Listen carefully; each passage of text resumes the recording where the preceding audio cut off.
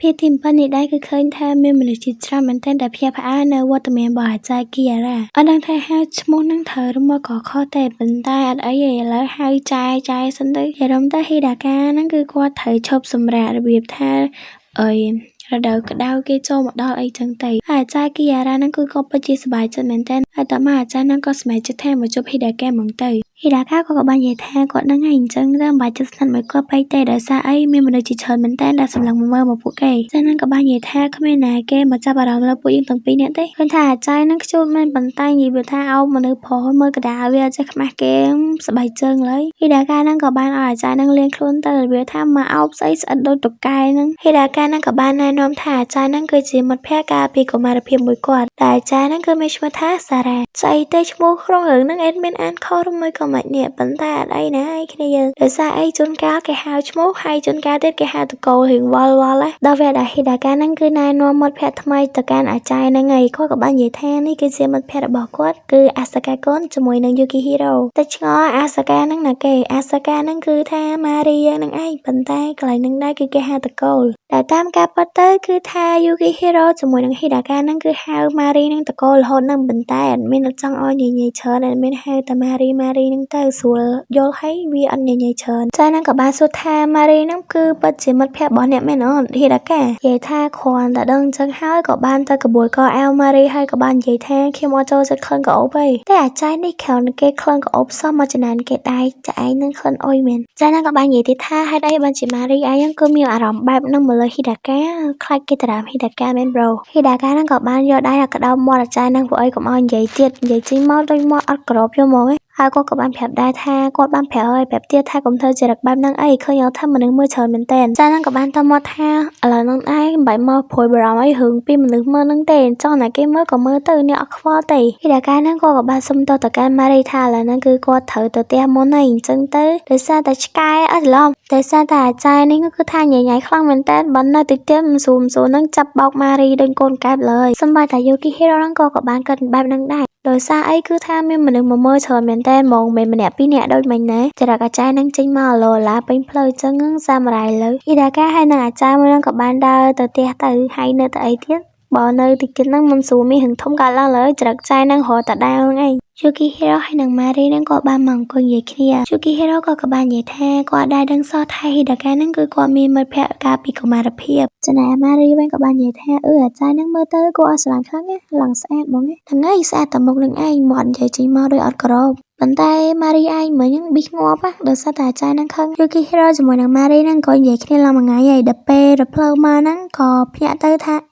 ាហើយយើងតាណាតែមឹងណាហើយឃើញថាពួកគេហ្នឹងគឺបាននាំគ្នាមកមាត់សមុទ្រមិនហ្នឹងចង់លោទឹកសមុទ្រមែនទេយើងកុំចាប់ប្រធាននៅក្នុងរឿងគេពេកឥឡូវមិននិយាយចូលសាច់ការវិញអេដមីននិយាយសាច់កាប់មួយថ្ងៃហើយនិយាយរំទៅគឺយូគីហ៊ីរ៉ូហ្នឹងក៏ចង់ជួនម៉ារីមកលេងសមុទ្រមួយគ្នាត្រូវកម្រងមក3នាក់បន្តែហ៊ីដាកាទៅមុនហើយដោយសារតែមានអាចារ្យមាត់អត់ក្របនោះមកដោយសារតែយើងមកមាត់សមុទ្រហ្នឹងយើងអាចសាច់ជំទាវបានមកស្រឡាញ់យើងតែម្ដងដើម្បីឲ្យធ្វើឲ្យអារម្មណ៍យើងនឹងធូរស្រាលជាងមុនចានេះបានគេហៅថាជាមិត្តភក្តិមែនទៅដល់កន្លែងណាក៏មិនភ្លេចគ្នាដែរយូគីហ៊ីរ៉ូហ្នឹងក៏ពិតជាឆ្ងល់មែនតែថាហ៊ីដាកាហ្នឹងធ្លាប់មកលេងសមុទ្រអត់ម៉ារីវិញក៏គិតដូចយូគីហ៊ីរ៉ូដែរដោយសារតែអត់ដឹងថាហ៊ីដាកាហ្នឹងក៏ធ្លាប់មកសមុទ្រអត់ទេកម្រងថាដើរមក3នាក់តែឥឡូវមកបានតែ2នាក់តែនៅដែរយូគីហ៊ីរ៉ូហ្នឹងក៏បានហៅឲ្យម៉ារីហ្នឹងដោះបីជើងមកតែលេងទឹកសមុទ្រទៅជាក់ខ្លាំងណាស់តែមានអត់ចង់និយាយលម្អិតពីកន្លែងហ្នឹងខ្លាំងឯងដោយសារតែវាមើលទៅធម្មតាដូចយើងទៅលេងសមុទ្រហើយយើងនិយាយគ្នាអញ្ចឹងទៅណាអាចារ្យសារ៉ានេះវិញគឺថាដើរតាមហ៊ីដាកាហើយក៏បាននិយាយថាមិនហ្នឹងហ៊ីដាកាឯងគ្រាន់តែឃើញខ្ញុំទៅទទួលហ៊ីដាកាឯងសោះមិនគិតថាខ្ញុំនឹងជាមនុស្សឈួតមែនឬមួយក៏អត់សប្បាយចិត្តមែនលួចបន្ថែមខ្លះដោយសារអីយាយប៉ែនឹងតប៉ែខ្លាំងណាស់និយាយត្រង់ហ៊ីដាកាហ្នឹងក៏បាននិយាយថាសារ៉ាឯងហ្នឹងពិតជាឈួតខ្លាំងមែនតើដែលទៅរឿងមិត្តភក្តិរបស់គាត់ដល់អាចារ្យហ្នឹងវិញក៏បាននិយាយថាតាមពិតទៅគឺដោយសារតែក្លិនរបស់ម្នាក់ស្រីហ្នឹងត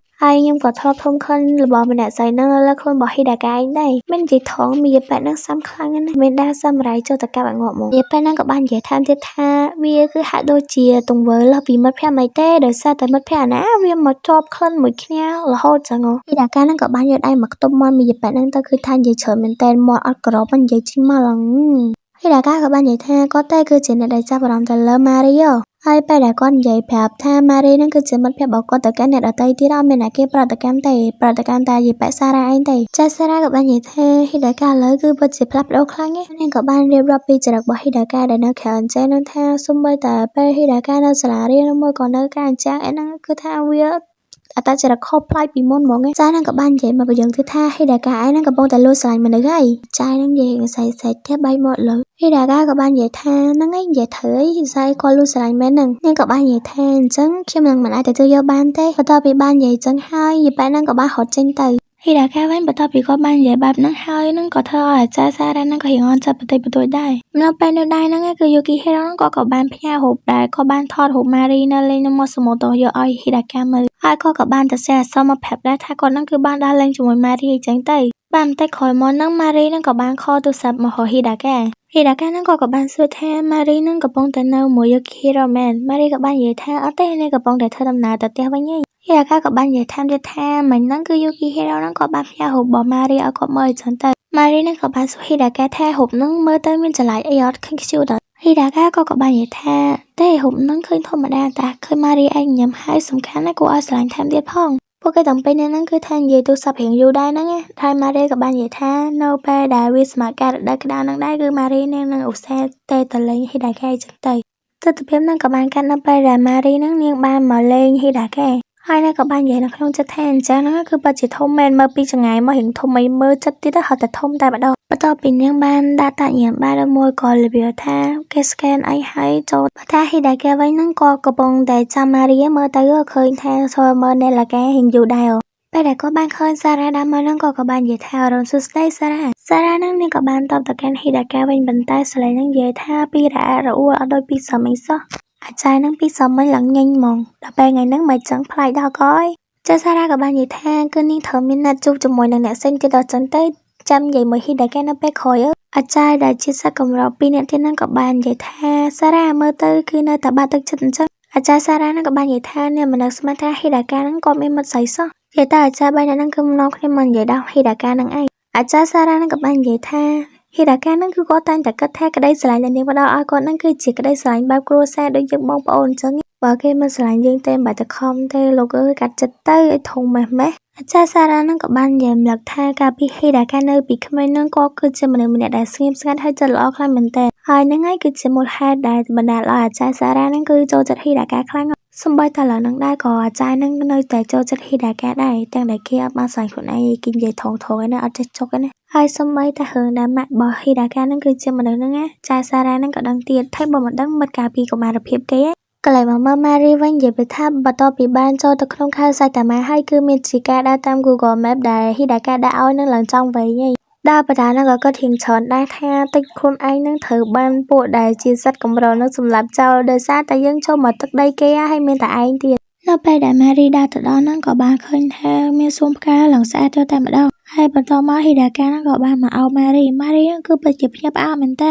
ដោយសារអីកន្លងហួសដល់2សប្តាហ៍បានខ្លួនបានឃើញហ៊ីដាកាហើយហ៊ីដាកាហ្នឹងក៏បាននិយាយថាសុំទោសដែលធ្វើឲ្យម៉ារីហ្នឹងដើរមករកគាត់អញ្ចឹងល្មមចុកជើងដែរហ្នឹងហែងឆ្ងាយដែរម៉ារីយ៉ាងទៀតហ្នឹងក៏បាននិយាយថាអូយវាមិនមែនជាបញ្ហាទេអត់ឆ្ងាយផងហ្នឹងខាងចិត្តហ្នឹងតែឃើញដើរមកត្អូនចង់ប្រកាច់ហើយម៉ារីហ្នឹងក៏បាននិយាយបន្ថែមទៀតថាវាផ្កាហ្នឹងគឺពិតជាស្រស់ស្អាតខ្លាំងមែនតើស្អាតដូចជាអេដមិនអញ្ចឹងហ៊ីដាកាហ្នឹងក៏បានសួរទៅកាន់ម៉ារីថានៅពេលដែលម៉ារីឆ្លងខ្លងទ្វារហ្នឹងមានភ័យខ្លាចអត់គាត់ហ្នឹងគឺចង់ឲ្យម៉ារីស្គាល់ទីកន្លែងដែលស្រស់ស្អាតបែបនេះម៉ារីក៏បាននិយាយថាអត់ទេនាងអត់មានភ័យផងហ៊ីដាកាហ្នឹងក៏បានទៅសើម៉ារីថាសម្លៀកបំពាក់ម៉ារីហើយនឹងការតុបតែងខ្លួនរបស់ម៉ារីថ្ងៃហ្នឹងគឺពិតជាគួរឲ្យស្រឡាញ់ខ្លាំងមែនទែនម៉ារីនេះក៏បានអរគុណទៅកាន់ហ៊ីដាកាទៅបន្តែនិយាយចេញមកដូចចង់ក្តៀនអាចរបៀបថាមនុស្សគេដែលចង់គេរៀងអៀនអញ្ចឹងនិយាយចេញមករៀងតាក់បើកន្លែងមកមើលកន្លែងផ្សារនេះវិញនិយាយពីថាគឺមានជាប្រភេទពពួកសត្វកម្រដល់ច្រើនមែនទែនហើយឡើងគួរឲ្យស្រឡាញ់មកឯគ្នាយើងអត់មានឃើញជាពិសេសសីដែលជាប្រភេទសត្វកម្រគឺថាខ្ជូតមែនទែនហ្មង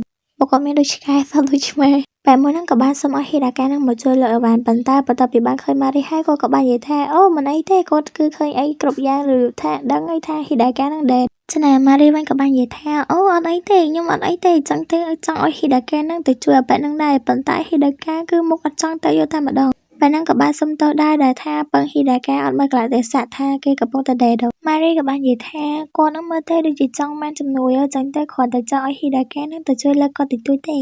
នៅពេលដែលហ៊ីដាកាក៏បានទៅជួយលើអេវ៉ាប៉ាហ្នឹងហើយប៉ាហ្នឹងក៏បាននិយាយថាមើលទៅម្នាក់ស្រីហ្នឹងគឺមានអារម្មណ៍ថាដូចជាមនុស្សចិត្តល្អហើយនៅពេលនោះដែរហ្នឹងគឺថាអាចារ្យសារ៉ាហ្នឹងកំពុងតែដើរសុកៗហ្នឹងក៏លេចទៅឃើញម៉ារីពួកគេហ្នឹងក៏បានឈរមើលមុខគ្នាបន្តិចទៅ